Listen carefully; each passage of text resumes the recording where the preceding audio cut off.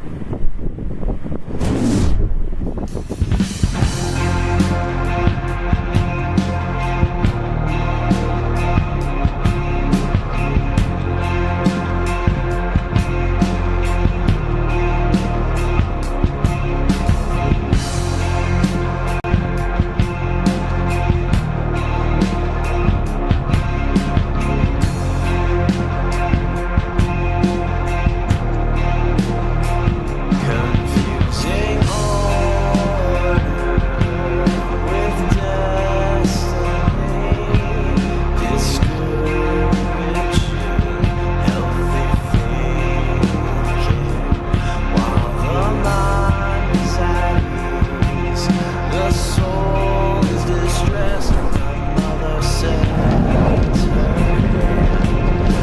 before the soul.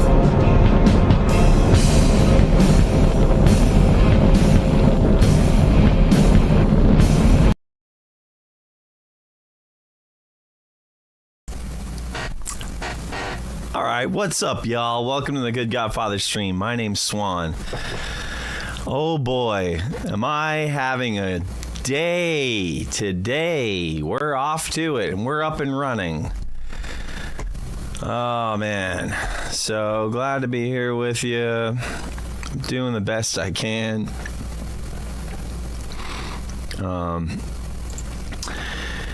Not sure how much we're going to cover today. I got a couple hours. We'll go till about like 3 o'clock. And then I got to get going. But I wanted to just do some streaming here today to pick up on the possibility, what's the word? The word's totally escaping me. Potential that we have. We got 82 followers over there on Rumble. We're after the 100. So this is like a Rumble focused stream. We're not streaming only on Rumble, but I am trying to get people to go to Rumble. That's rumble.com/C/Good Godfather. And you go over there and subscribe. We're trying to hit 100. If we can get 100, that will put us in a good place for streaming potential over there. Because we're trying to capitalize on whatever benefits that we possibly can.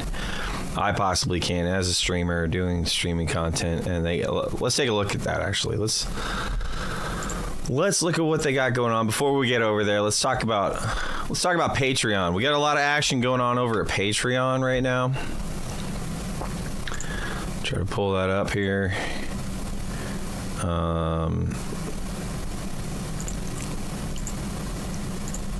But boom. There we are over on Patreon.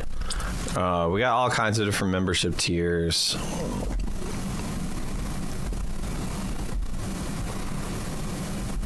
So this isn't the actual profile, so let's look at it as just Lagoon. So still gonna have the menu over there? Yeah. Okay.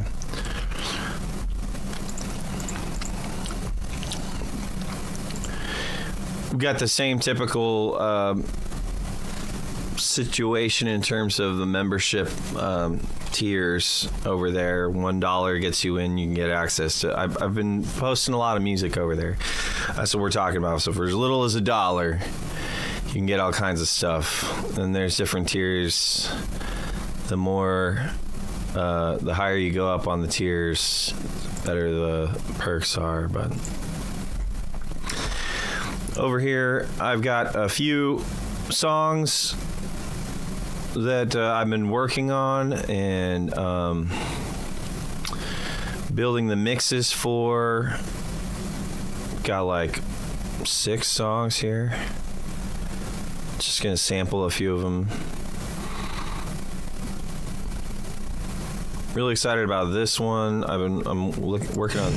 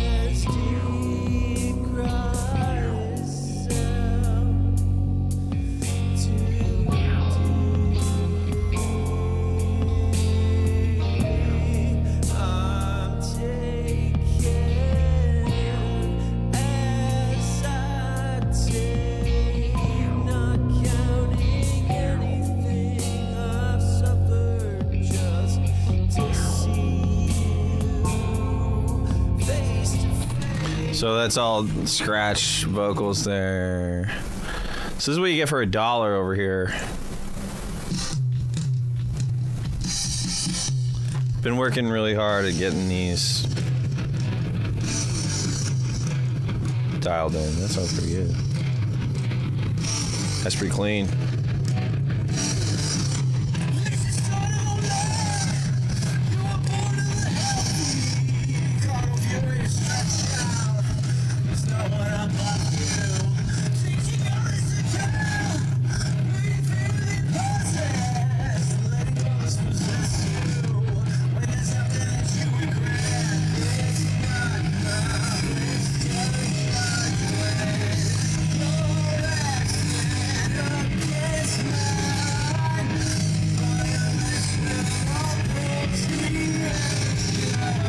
Liking that.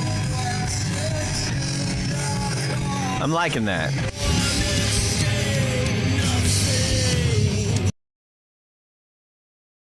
Pretty good.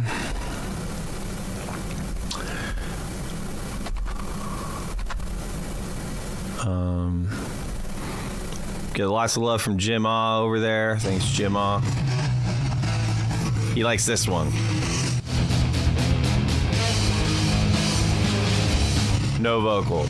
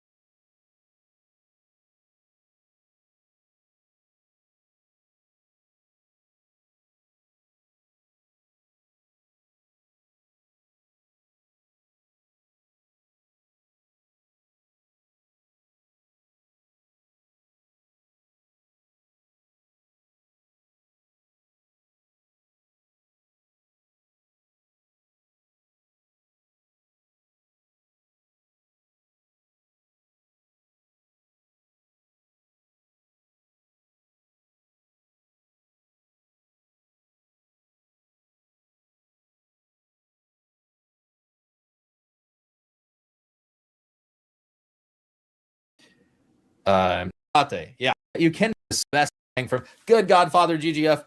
So, Augustin was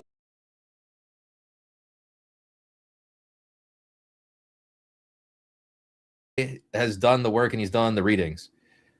So, Augustin was African Black Hang from Good Godfather GGF.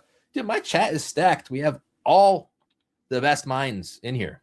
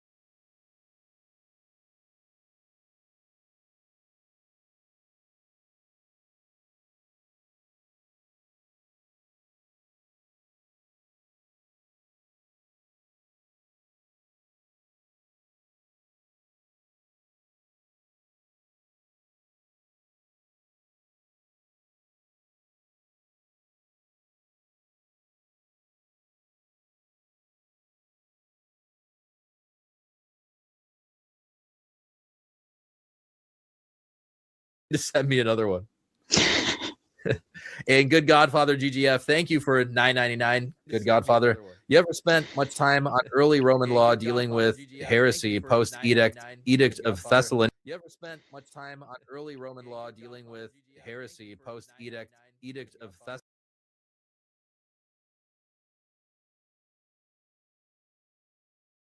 Thessaloniki? Many people believe Orthodox slaughtered Gnostics, and I feel like Justinian's law refutes that myth. Thoughts?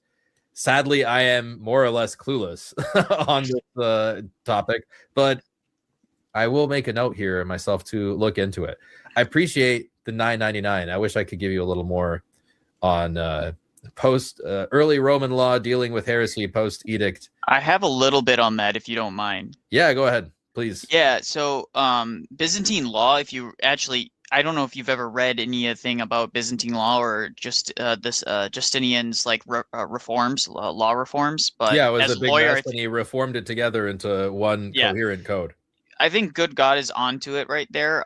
Based on I'm surface level readings, but based on what I've read, there was a clear like court of law essentially that he took it out of the civil magistrate's hands and allowed the church to guide it in that way. So and it was actually the opposite. It wasn't just this like random, like anybody who's accused of being a Gnostic is immediately going to be like put to death or anything like that. So Saint Justinian is like massively hated by ecumenists in particular, especially Origenists. They have a stick to like paint him as this mass genocidal maniac. So all right, there we go. Thank you for the super chats, everybody. So you go, greatest minds, and what do I come up with? Something you can't even answer, because I'm one of the greatest minds. That's what you got to understand. That's what I'm here to tell you. This is why you have to subscribe on Rumble. So we're going to kick it here. Thank you, Alex Soren, for the shout out. I don't know what we're going to do.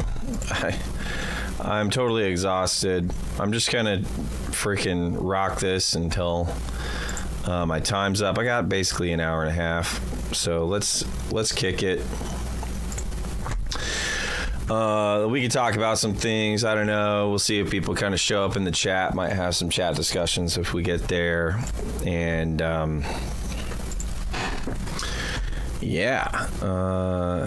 about I just roll around on Discord for a minute.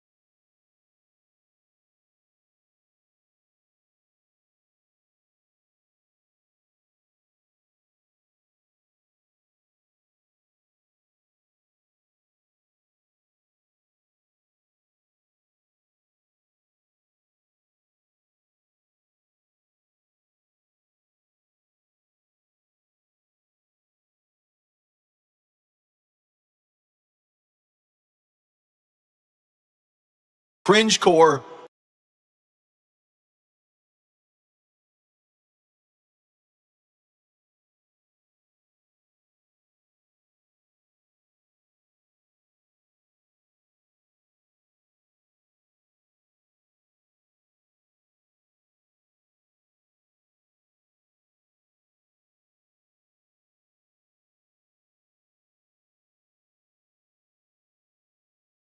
Cringecore Wigxanthium mumble rap is the next song, y'all. And all I'm gonna do is pick a corporate product. What's the worst corporate brand that you could think of? And I'm gonna. That's some great reverb on that. Like brand names, right?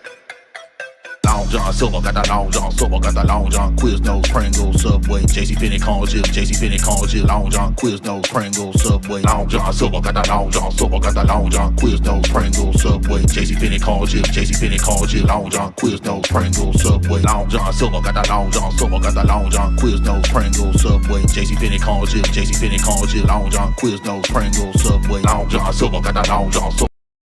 It's funny, you know. Got the Long John Quiznos, Pringles, Subway, JC Penney corn chips, JC Penney corn chips, Long John Quiznos, Pringles, Subway. All you do is you repeat stupid corporate. Here we go.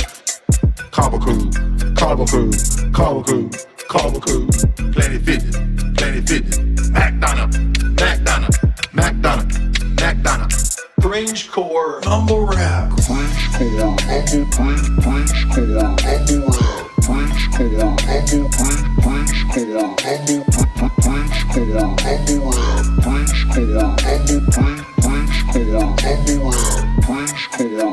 I got that blockbuster. I got that blockbuster. I got that Palantir. I got that Palantir. I got that Wells Fargo. I got that Wells Fargo. Tylenol. Tylenol. I got no Bisco. I got no Bisco. I got that TJ Maxx. I got that TJ Maxx. I got Balenciaga. I got Balenciaga. I got Balenciaga. I got Balenciaga. This is fun. I'm like a rapper now. I'm a rapper now. Dang, I just realized it. You bet it's cringe. It's called Cringecore, dummy. Dude thinks he's on the cutting edge, the cusp of cutting edge, calling me cringe. Cringecore,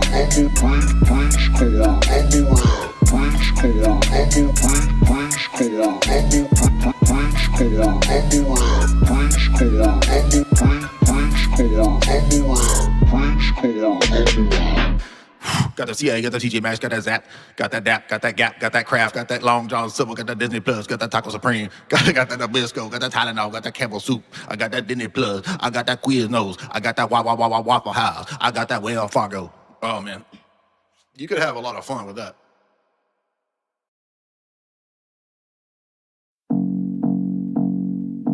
Ah. Yeah.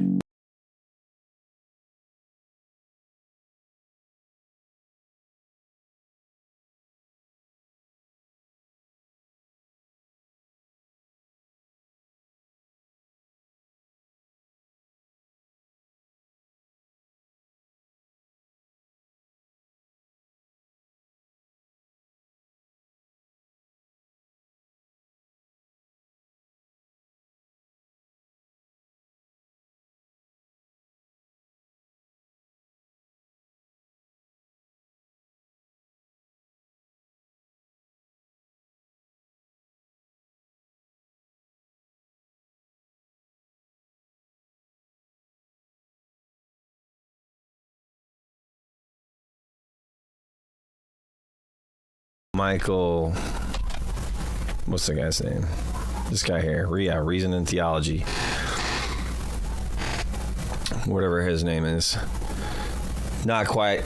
He's 6K, following 0. It's kind of weird. Michael Lofton. Let's see, Cleave to Antiquity. How many has he got? 4.8. Wow, dude. We got to bump up those Cleave numbers. So where am I at? 22.7. So I'm just you know, I'm doing all right, you know, like sorta. We'll see if we can't get that up. We got to get to 100 over there on YouTube though, that's for sure. But Eric Ibarra, he's blocked me because he's very powerful. Let's find the other guy. Obviously, cleave to antiquity, not a Catholic. Oh, man. I got this crazy, I'm not going to lie, I got a crazy rash. And it killed me. Classical theist, that guy's...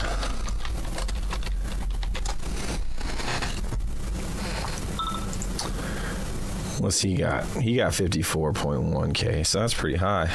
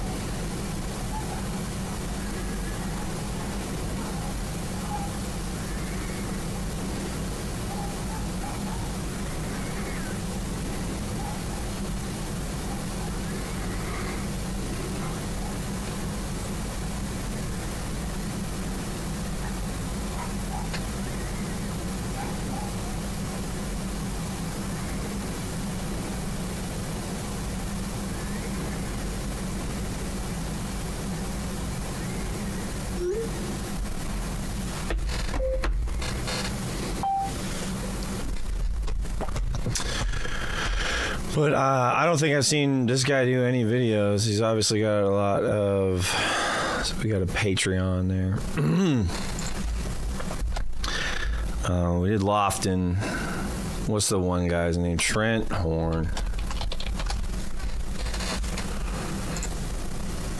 62.7K. All right, so how's that compare? I think what's good? What's Jay got?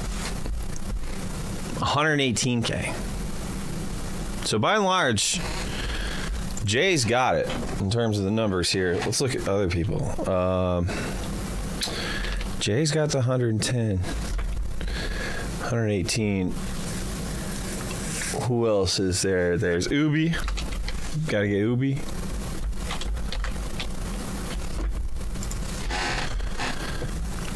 $6.7K. Oh, let's watch this. Is this a video? Oh no, it's what is it?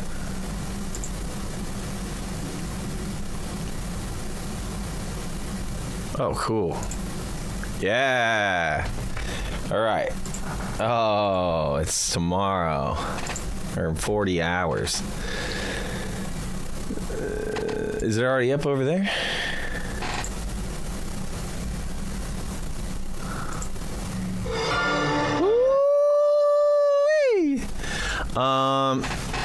I don't know if I could share this because it's behind the Patreon wall. I would say go check it out over on Patreon. We got in this video, this is on Ubi's Patreon. In this video, we respond to the claims made by Eric Ibarra in Chapter 8 of this book, The Papacy. This is the second video in the series in which we methodically examine and dismantle his claims regarding the history of the Church and the Vatican I papal claims. The work of Optatus as a turning point in the African ecclesiology by Father Robert B. Eno. Ooh. Let's read this. 19 pages? Interesting. Very interesting. Let's make sure I'm not muted. I'm not muted. Okay, fabulous. Hi, Christian Logos. Thanks for stopping by. I am not yet Orthodox. I'm technically, I'm not yet even a catechumen. I'm technically an inquirer, but I am on my way to being a catechumen.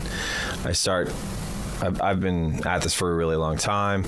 You can watch my video about it. I did a video talking about my Orthodox journey, but I'm on my way. I'm fully convinced of the Orthodox claims. Say that, and definitely well read on a lot of issues. I had a sit down talk with Eric Ibarra.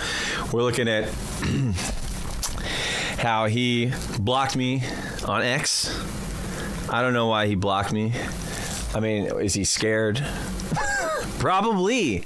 And that's the thing that's just so devastating for these darn Catholic apologists. They really do have nothing. I don't know what they're going to do, because it's like, you can't pull any more hair out of this story that you're telling that's totally bogus, you know?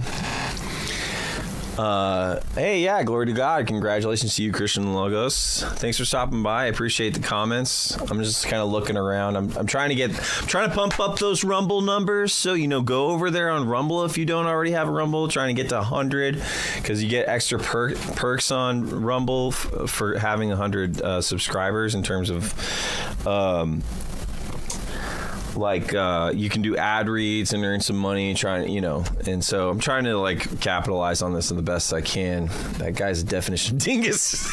Dude, I was so charitable and patient, and let him do his well, what do you think about the Seventh Ecumenical Council that says that Peter's just the super dopest, stupid dingle-danglest dude there ever was? And it's so insulting to my intelligence that they keep taking this approach, because I look at that and I say, well, look, dude, you could say whatever you want about your perspective on those things, but I can read it just fine, and it doesn't say what you think it says. I am not reading into this the way you are reading into this. Oh, this means papal supremacy of the Vatican I, Vatican II flavor. That's clear. No, it's not. It's not there. That's not what you're reading. You're reading something else. And yes, the Seventh Ecumenical Council is a turning point in terms of the development of Rome as having to be more self-reliant. That's a couple hundred years after, the fall of Rome, quote unquote, and the fall of the Western Empire. And, hold on, checking a message here. See you then, yeah. So things politically, that's the thing, is it's a political deal. I used to have a YouTube channel, was nearly 1,000, mostly on Orthodox metaphysics, theology, and breaking down tag, plus some of my own additions. Took down. You took it down for now to focus on family. Good for you. Way to go, brother. Get after it. I can even take those. Yeah, there's nothing to take. The way the dude is spurging out. What's that dude's name? Yessie? Yes. Yeah. The guy that Alex Thorne got in the debate with. That was just an embarrassment. But the way they talk down to you, you are stupid. I'm hey, look, I'm an inquirer. I can change my mind. I can go over there. I can go over there. Sell me on it, bud. No, you can't sell me on it. So you're going to just block me because you can't take the heat. And I make you look like a fool, because that's what it is. You are a fool. This is foolish. It's totally foolish. You're going to set me up to be this dummy that you think that you're going to just lambast and make look like an idiot. And I get to the heart of the issue. That's the problem, because they want to nitpick about all these if you read the letters of Saint Athanasius. And if you read what this letter says and that letter says... No, dude, I read the letter. No, you are missing the spirit of the letter. They're focused on the letter and missing the spirit.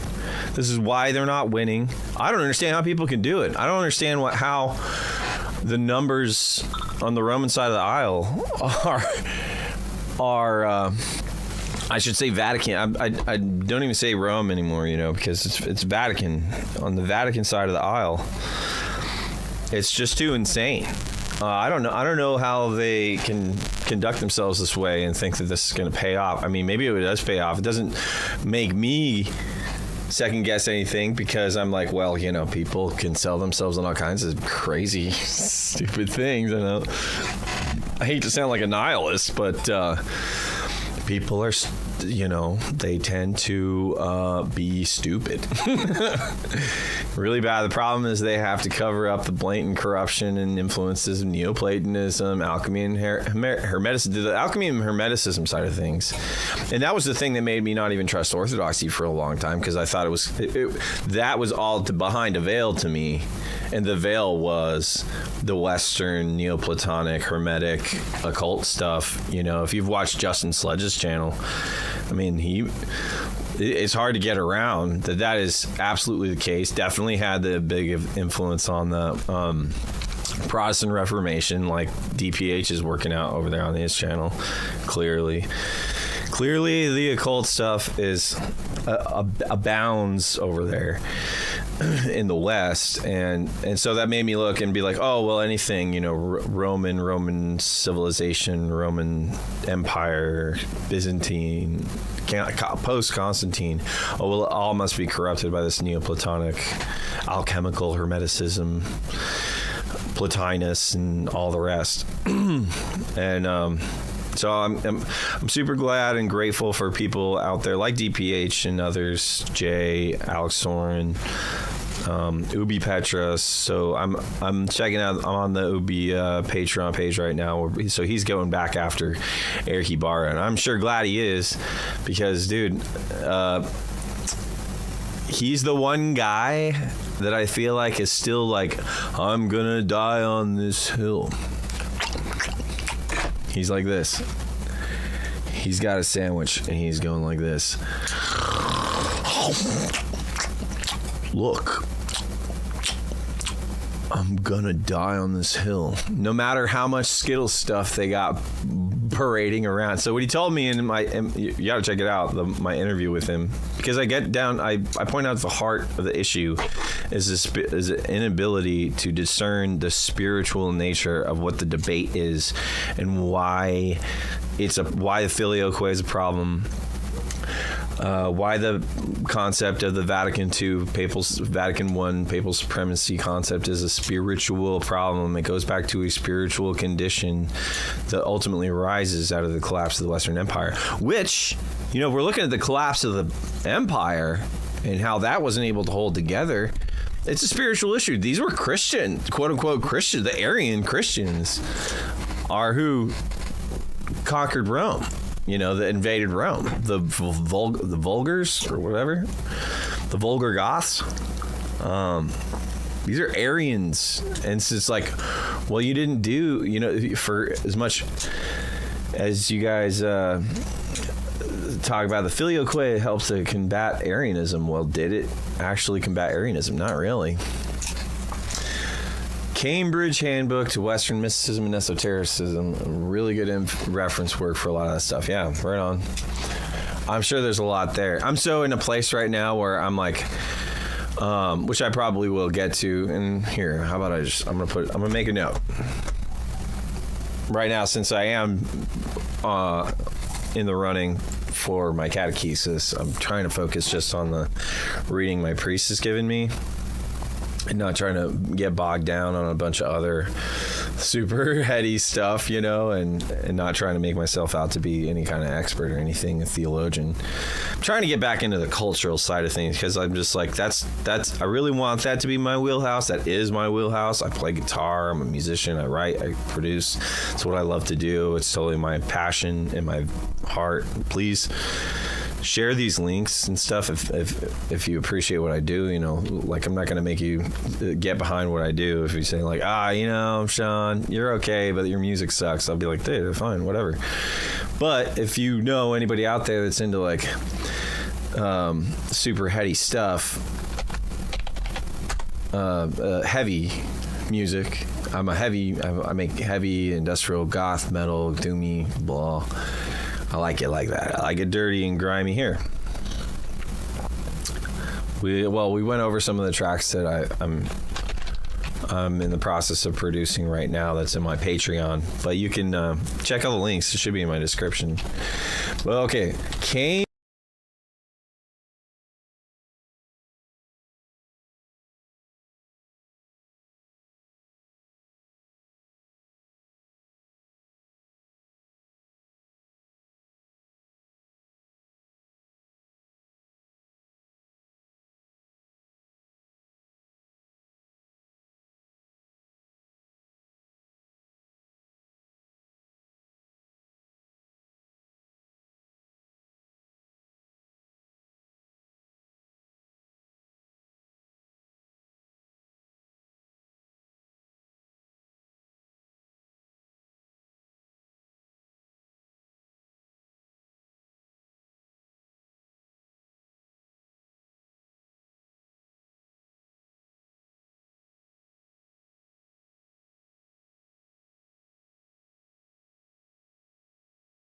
Whoops, sorry about that. I don't know what I was saying.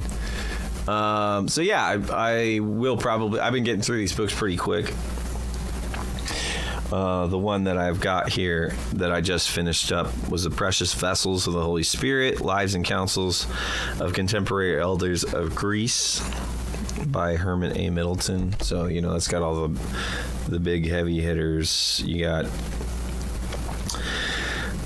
Elder Amphilochios of Patmos, Epiphanios of Athens, Iakovos of Avia, Joseph the Hesychast, Paisios the Athenite, Philotheos of Paros. You know, so I think my priest is really trying to get me up to snuff on kind of more. Thanks for the heads up on my mute there. Oh, we got a new one here, Randolph Wessler. Thanks for stopping by. Appreciate it. We're aiming for 100 on Rumble today, but I see you guys are on YouTube. Thanks for showing up on YouTube. Of course, you know, everywhere you want to sub, please do. But all right, anyway, so Cambridge Handbook to Western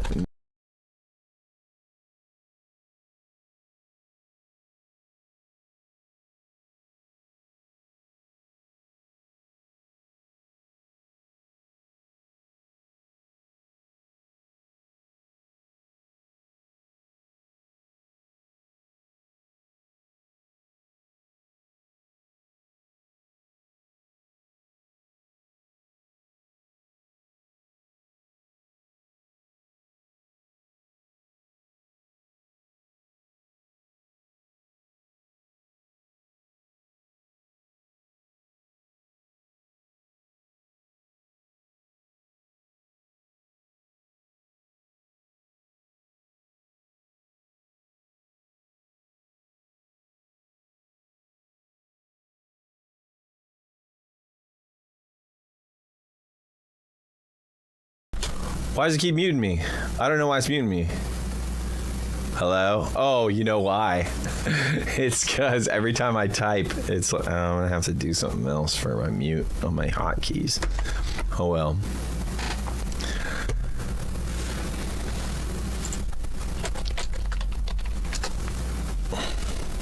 A Russian-born Christian, Archimandrite, one of the most noted ascetic of the 20th century. Sick.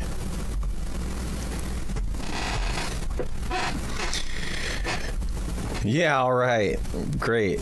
I'm going to have to check into that. That's pretty good. That's where I'm at. I'm definitely into learning from the saints and the elders and prayer and be praying for me. You know, it's been a difficult time for me with my family.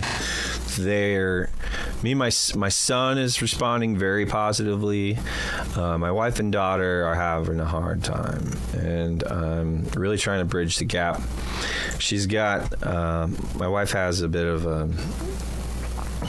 she's got a lot of health issues, and especially respiratory. So it's very difficult for her to kind of overcome that over and against the, the incense and stuff going on in the service. And it's hard for her to see the why should I do this, right? She didn't quite have it all, locked in like I am. If you're interested in an ortho collab, reach out to Hello Listener. You guys would probably get along really well. I've been on his chats and stuff, and he doesn't like, but when I try to talk with him, talk shop, he wants to kind of like spurg out on, on his like whatever thing he gets obsessed about. So we'll see. I would love it, tell him about me, tell him, check out my work. I'm not he's more like EDM and all that, and I do a lot of that as well. I've got a bunch of instruments. I'm going to be doing a bunch of production here. I've been doing a lot of production. Let me just show you guys. We'll go back to my Patreon right here. Let's see if I have something more electronic. This is I'm really hoping to finish up this song in the coming.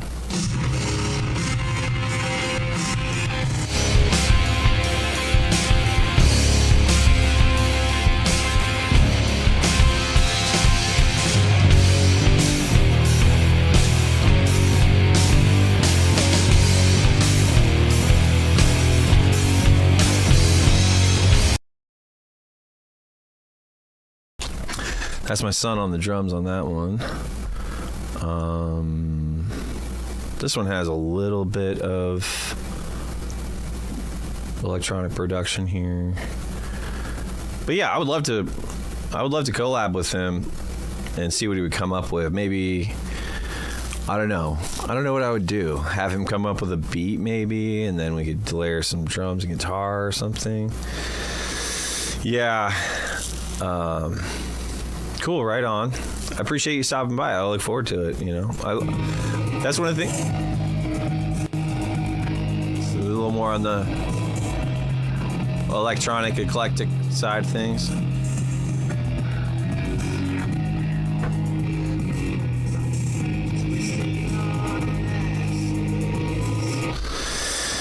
Some scratch vocals on there that is not polished at all. This is all kind of demo stuff that I'm just pushing all the demo stuff until I get support. I'm like, I can't do this stuff until I get support for these tracks, like I can't finish them.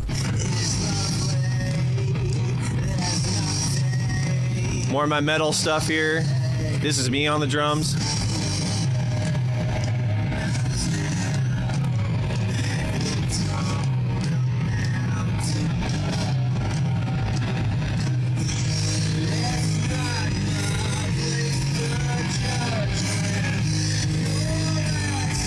There we go. That's a little more on the heavier side. I got a lot of kind of heavier stuff going on. I'm looking forward to this one. This one doesn't have any lyrics yet. More thrashy, right?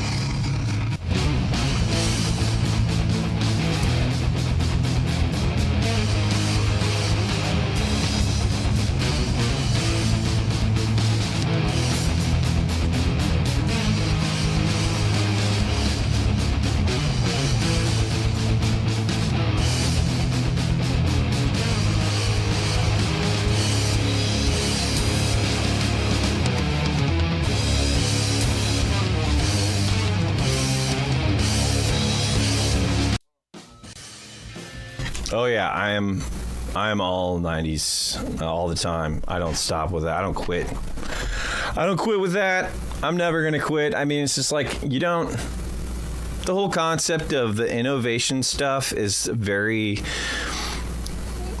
J-ish, oogish. And it's gotta be new. Let's get the hip swip zingers for the kids to boogie woogie, and there'll be some hands flying in the car. I'm like, I like what I like. I like my sound. It's not even just, I like a lot of things, but what I write, that's what I write. You know, like this is how I learned guitar. This is the tone that I came up with. This is what I got.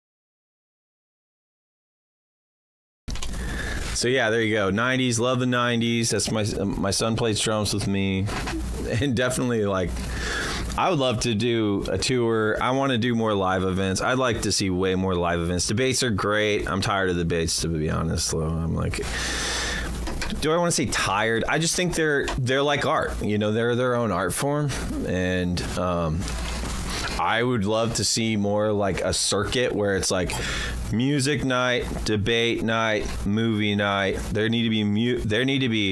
If you talk about culture, DPH talked about this a little bit. I'm on this angle of like push the culture, like be culturally invested, develop artists.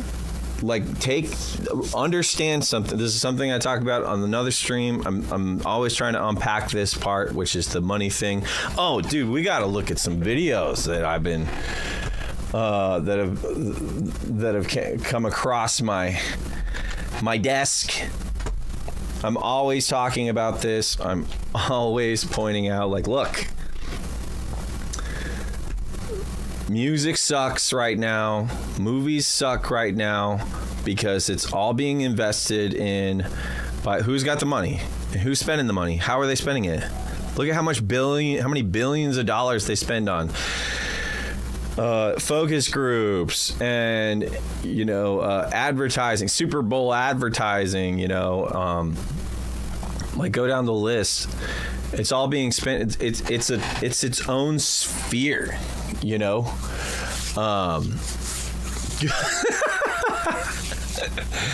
I'm fine with that. You tell Tony I said, I know it does. I know it sucks. I love it. I don't care. I love his music. Didn't even like Gospod. Gospod's great. But there needs to be like, when it comes to music and art, especially with artists like Tony, you got to be kind of like, get over it, dude. I did a tour for a few years. About 5 years I did this tour called the Extreme Tour. And it was everybody. There was nothing that wasn't on the table, that wasn't on the stage. Hip hop, rap, jazz, folk, pop, R&B, rock, metal, punk, hardcore. And it didn't matter because we were all invested in the energy. It was evangelical, Protestant evangelical, so like all walks and backgrounds. We even had an Orthodox person on the tour with us at one point. Clearly got like an okay from their priest about it. We actually stayed at her house one night and went to Divine Liturgy. That was the second time I've been to Divine Liturgy. Second or third. When I went at Saint Sabas? No, Saint.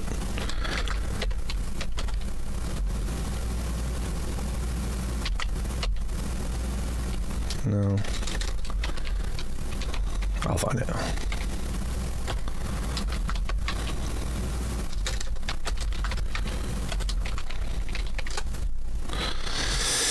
Saint Seraphim of Sarov.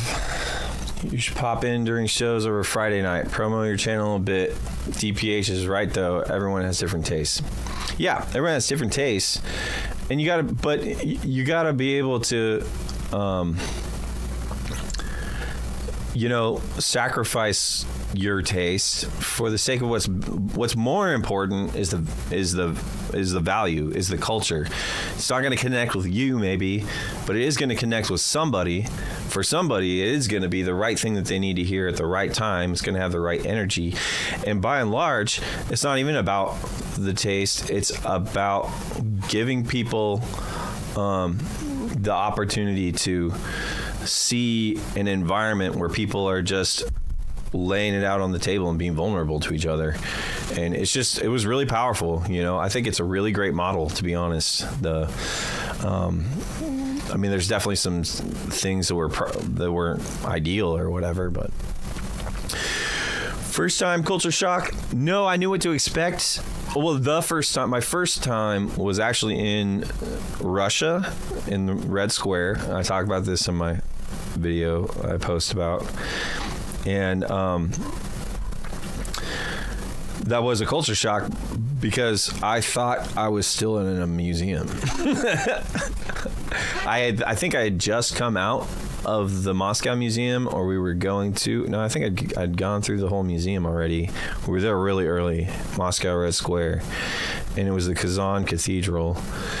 And I went in and I thought, I was like, oh, is this another museum? Like, what's going on here? But it was the church. It was a cathedral, and it was a Russian Orthodox church cathedral. And it was beautiful and amazing, and the music just popped out and punched me in the face because it looked so surreal and multidimensional. This one. Let's see. I don't really want to watch this guy's take on it. I'll look it up here. John.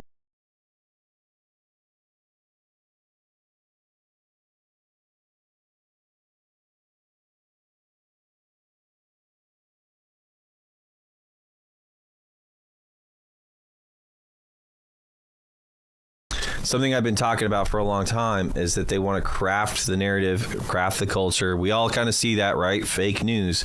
But it's not just the news, and it's not just the movies. It's the music, and I would say the music is the most overlooked thing because it's just music. You think, oh, it's just music, background music, you can ignore it. Or something, but I think it's more, there's more, something more significant about it than something about movies or TV. There's a sense like I'm playing a trick on myself. You can tell yourself that. I'm playing a trick on myself. With music, it kind of gets inside a lot easier. It's chanting, right? And so what's the concept of chanting is that you're saying a thing that you want to be true, or you want to believe, or you do believe. And that's the point of the prayers, right? Because you want the prayers of the saints and of the apostles and of Christ to be, indwell and incarnate inside of you, in your heart, right? And to, open your nous to the Spirit, the Holy Spirit. But there's the anti to that. And that's the music industry. Let's see if we got any time stamps here. Nope. Let's see if we can find it. Thanks is the elimination of all the stuff that's already eliminated in a lot of European countries. At that time, people started using statins, and I didn't want to take them. I didn't know what they apply. Bet must win to receive bonus bets. Would you be crazy? Oh yeah, it wasn't that long ago. You. JRE. Yeah. Move on. You want to keep a nice clean town, that's how you do it. Yeah. But if you let it go long enough, you'll have Dave and you'll have... Recognize. Back then, pull that sucker up close to your face. What? The microphone. Oh. Otherwise, we're barely hear you. Very soft spoken already. How's that? There we go. I am? And? I am soft-spoken. It's going to happen. As soon as I signed this deal with SoundScan, and there was a magazine Oh, here we go. on record This is at it. the time. I was a fucking hillbilly. Fucking critics. They're always going to be a problem. Yeah, but you know what? I learned stuff from some of the critics that were good. Like what? Well, one of my best friends was a guy named Tim White, who was the editor of Rolling Stone and the editor of Billboard magazine, and he died a few years ago. And you want to hear some inside baseball? Sure. Tim and I talked. Oh, hell yeah. And Tim is as different as me, as you. Tim wore a bow tie, white bucks, blue jeans, suit jacket every day. And he was the editor of Rolling Stone for a long time. And then he became editor of Billboard, and he called me up and he said, I'm going to have to sign a deal with SoundScan. I said, so. And he's Jim. I didn't know kind what of that was. He goes, John, you don't understand the ramifications of signing a deal with SoundScan. I said, well, what are they? He goes, you'll be out of business. I go, why do you say that? He goes, because now, the way the Billboard charts work, is this getting too inside baseball? No, not at all. No.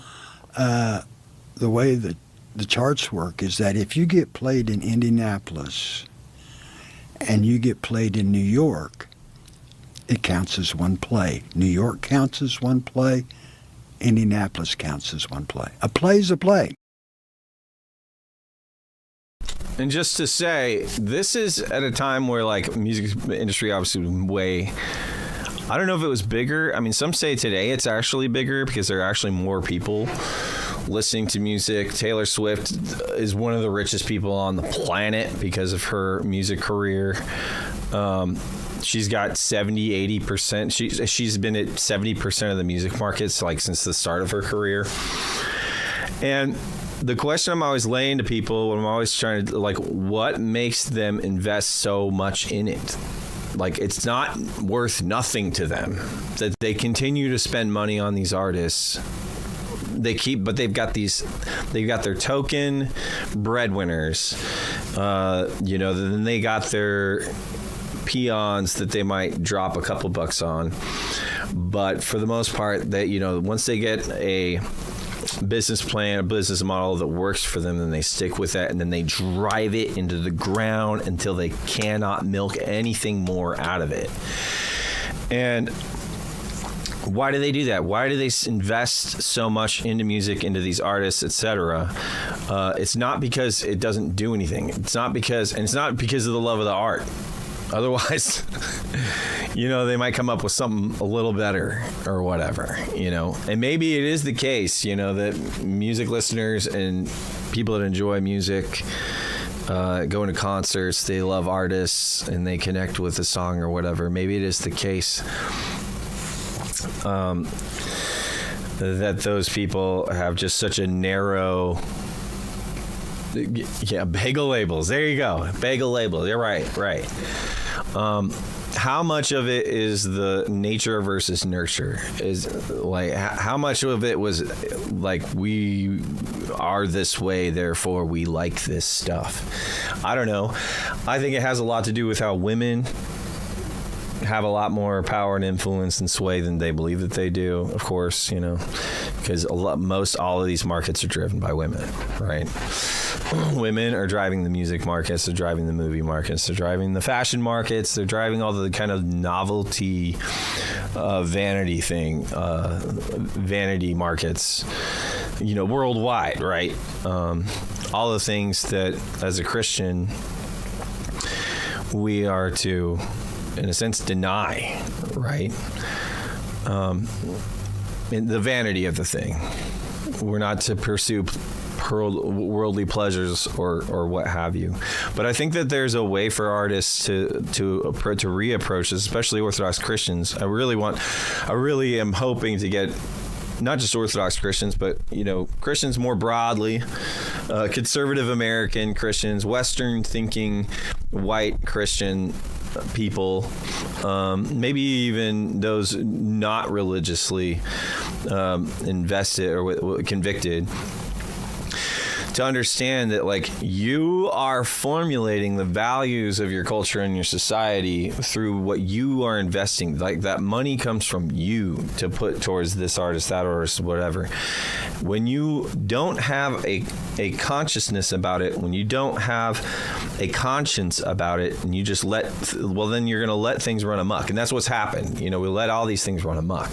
We let these bagels run amok, and they drive us into the ground with their messaging and their deflecting and their smoke and mirrors and pursuing your pleasures.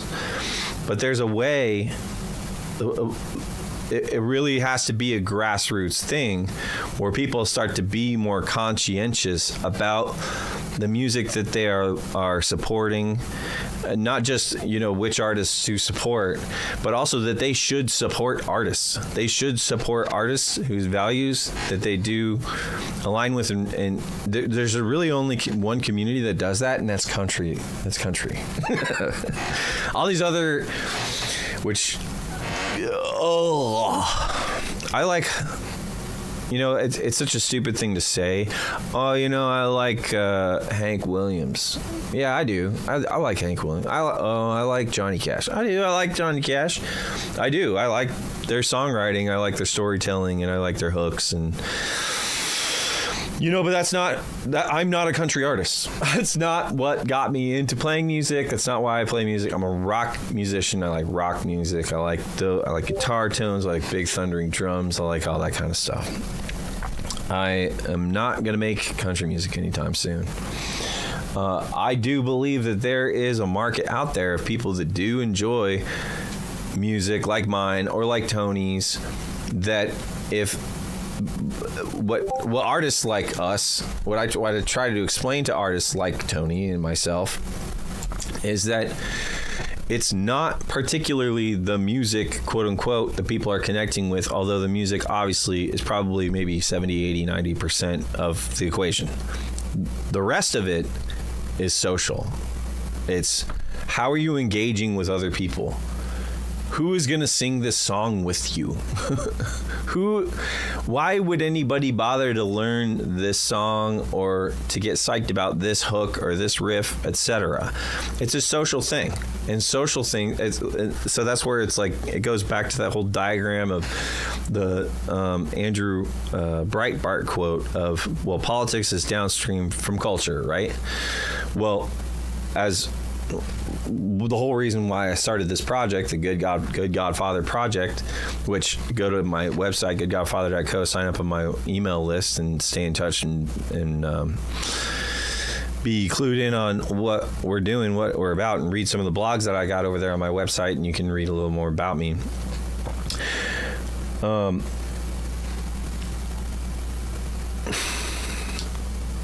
Culture is downstream from the spirit or spirituality, religion, theology, philosophy.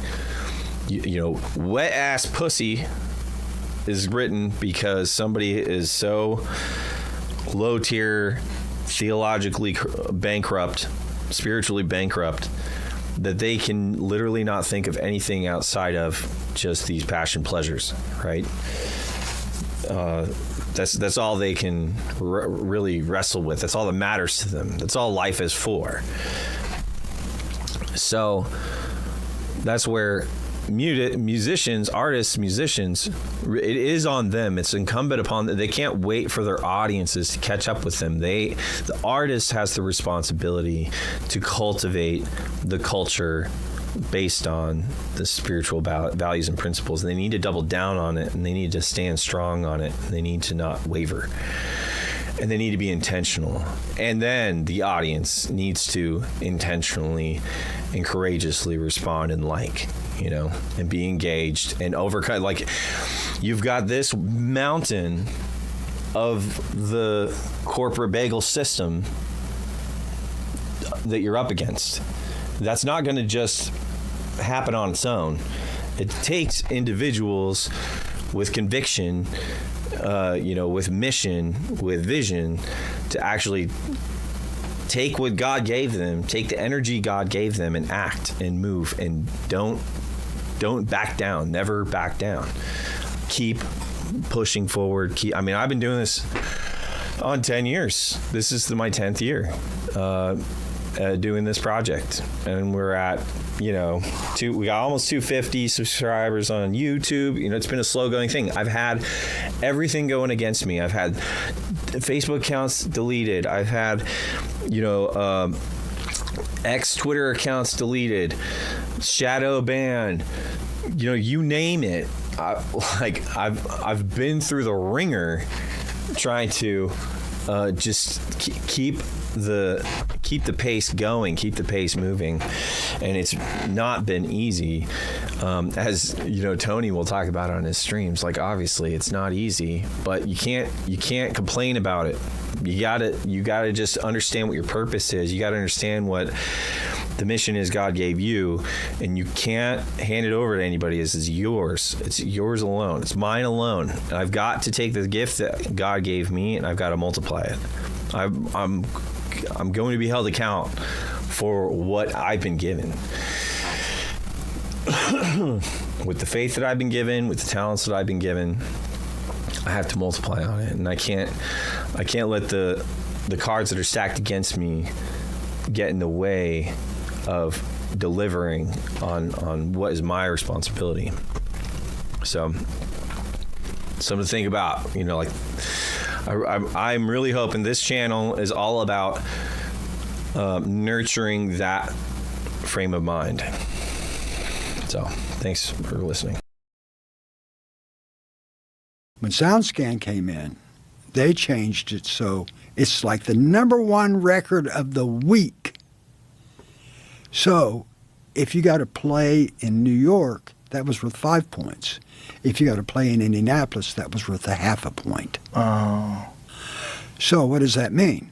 That means that people who grew up in St. Louis and where rock took place, all of a sudden, where I got played all the time, the points didn't amount to shit.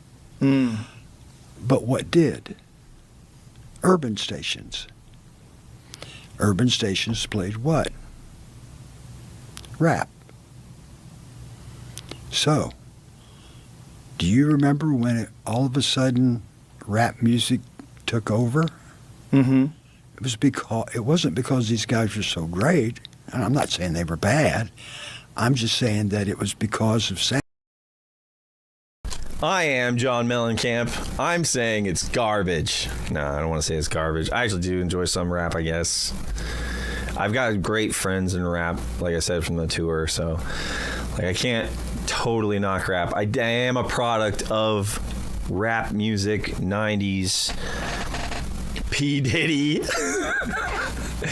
Don't push us, 'cause we're close to the edge. I had a neighbor across the street tried to, saw my old, white trash trailer park way of living, and he's like, "We got to change this, dude. We got to put some FUBU on you. Here's an Atlanta Hawks jersey. Here's a chain to look like a boss. Put your hat on backwards. Now you're talking. Here's some Jinko jeans. Here you go, son. Leave that Kurt Cobain world behind you. The future is black, my friend."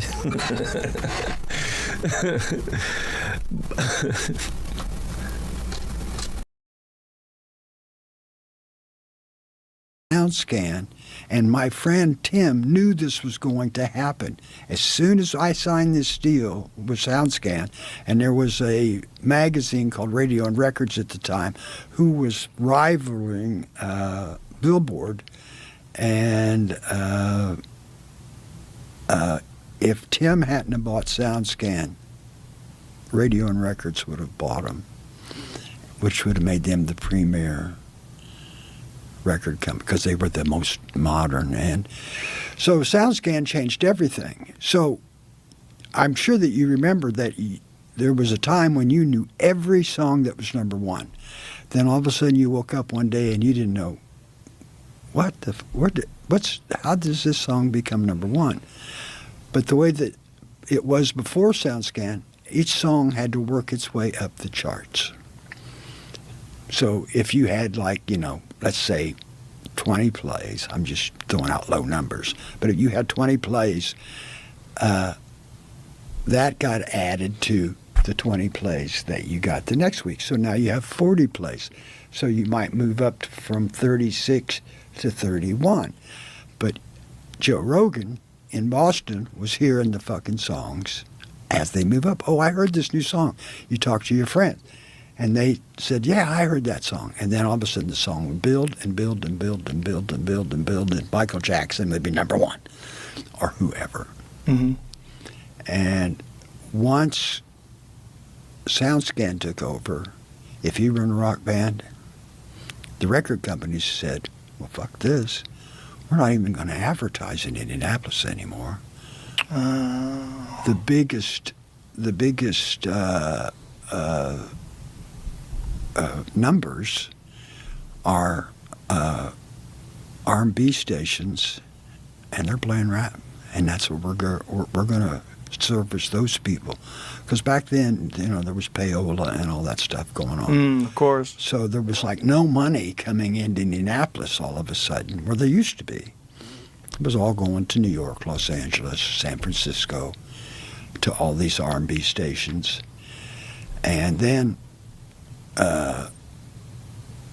what was that thing called when you could download records for nothing? Napster? Yeah.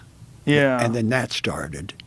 And then that really put all rock guys out of business. If you check the Billboard charts right now, I bet you'd be hard-pressed to find two rock bands in the top 100. Rock bands right now, just in general, are almost non-existent in terms of new bands. It's really weird.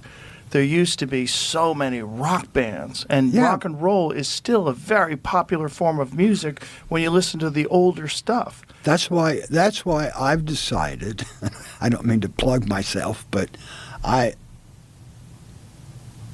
they have been asking me, because I got tired of going on tour and being a cheerleader, which is what I was.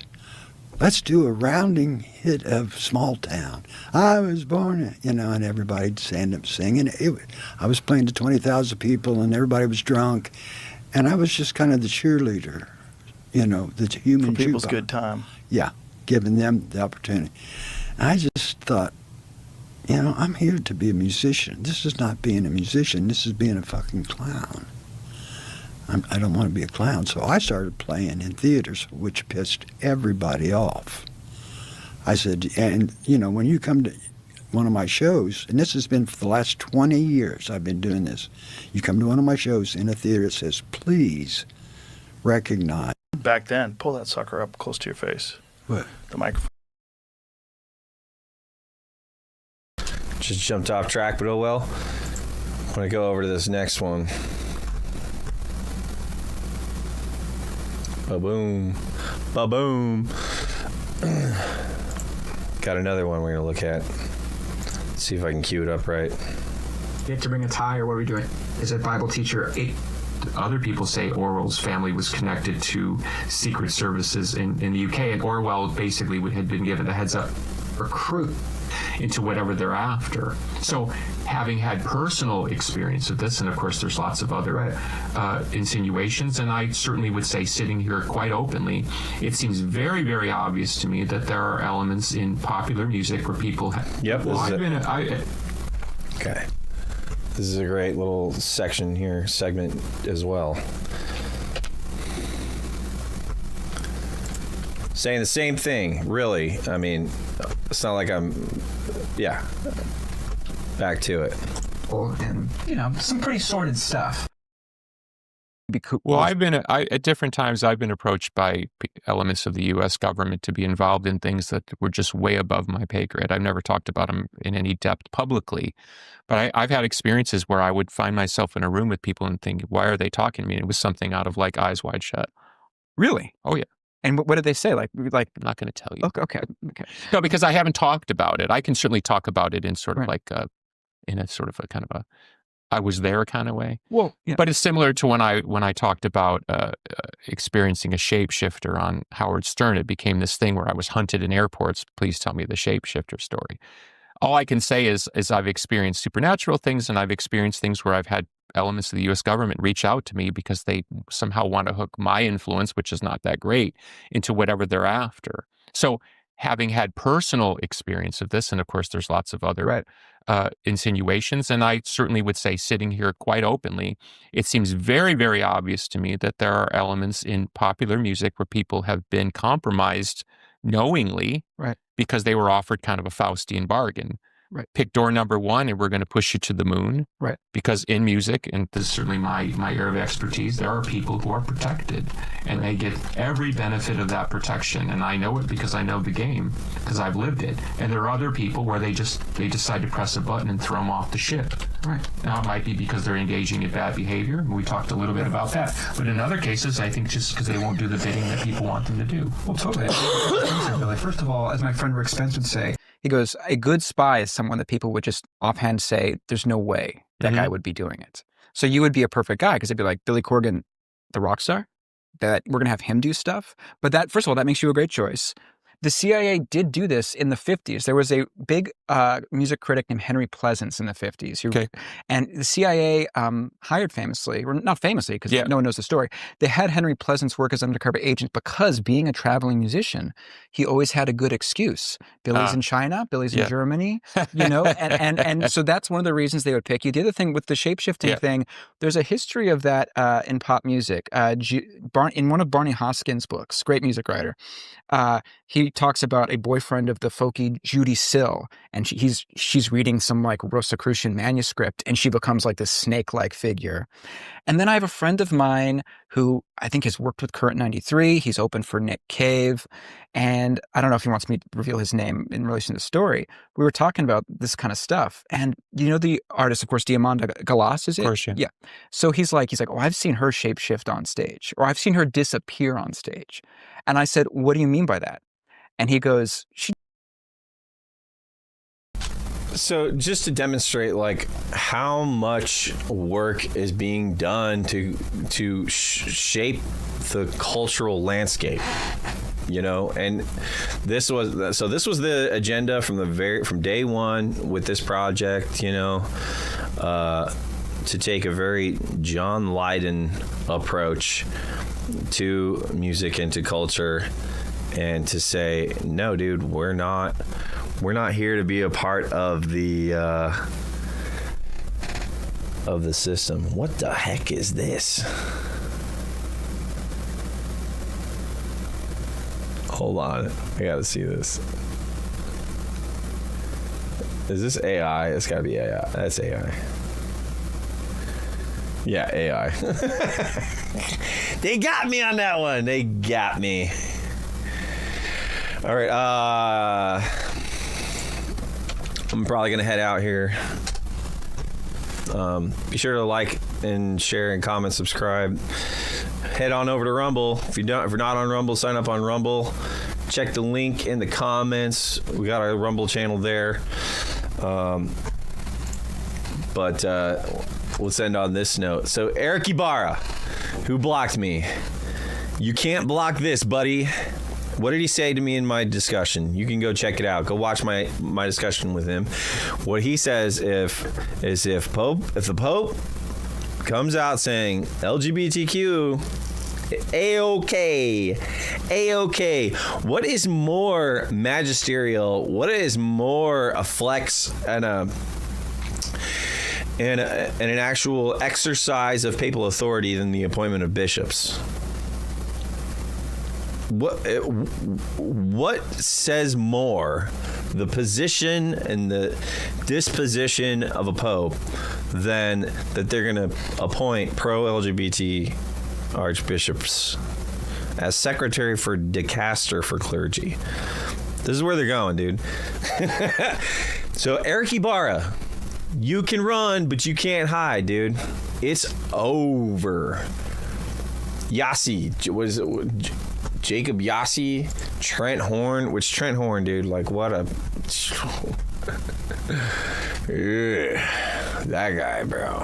What a weak-kneed individual. It's coming, dude. There's nothing can stop what's coming. It's gonna be. I don't know what's going to happen next for these people. Like, what's it going to take? Is that what's going to be another debate? Dude, you lost all the debates. Voice of Reason, Eric Ibarra, freaking Michael Reason and Theology, Lofton. Like, he didn't even do debates. Who's debate? We got Trent Doherty. Like, ooh, that guy, man. Debates, we're crushing it on the debates. Like, the Orthodox are crushing it on the debates. I am convinced. I am now on my way to become Orthodox because I can't say 100% because of the debates. The debates definitely helped, though. They help push me over the edge. Jim Bob saying every day, just go to Divine Liturgy, just go to Divine Liturgy, just go to Divine Liturgy. That really helped, you know. So, yeah, go to Divine Liturgy. Test all the things. Test all the claims. I didn't come here because I'm not in this position now because I didn't test the claims or just because I feel like it and it makes me feel good. No, it's because I tested the claims and I came to the end of myself and I realized there's no going back. There's nowhere else to go. I made such a mess of my life and my spirit, you know, what am I looking at here? I've made such a mess of everything. I had to get back on track. So what was that track going to be? Would I be some freaking zoned out Gnostic loser high on ketamine the rest of my life? No. That's not it. That's not the way, Western man. Western man, the way is orthodoxy. Orthodox Christians. I really see this as an opportunity for Orthodox Christians to be, as they have been in the past, the cutting edge of culture. The cutting edge of art, music, communication. The AI slop is only going to go so far. The AI is not going to be what the globalists want it to be. AI is going to reach a certain point. It's going to serve a certain function, like a wagon or a shovel, but then that's it. You're still going to be looking toward creators and thinkers and you're going in cultural shapers. You're going to be looking toward real human beings that are going to be formulating the image of the future, and that's where Orthodoxy really, I think, is going to be the tip of the spear. Getting these things done the right way. Thanks everybody for hanging out with me on the stream today. Hope you'll go over to my Rumble, subscribe on my Rumble, share all the links. Appreciate Randolph Wessler and Christian Lagos. Thanks for hanging out with me. Thanks for all the comments. That's it for me for now. Be sure to go on my website, subscribe on my email list, goodgodfather.co. Check out all the links in the description. Subscribe on my Patreon. Buy some merch over at the Cafe Press. Buy some merch over at Gumroad. I make handcrafted items over there. Go check it out. See what you like. I make prayer ropes. If you are wanting a custom handmade prayer rope, I can make you one. I do that. I also make seats. Hey, and if you're thinking, hey, that's bagel, I'm like, dude, that's in the Bible, okay? It's not expressly or explicitly a Jewish thing. In fact, the prayer rope comes from the tzitzit, really. Tzitzit is a precursor to the prayer rope. So just so you can pray on the 10 Commandments, which are, in fact, eternal commandments. So thank you all. God bless y'all. And hit the like, share, comment, subscribe button. Leave a comment. Let me know what you thought. And yeah, see you next time. God bless.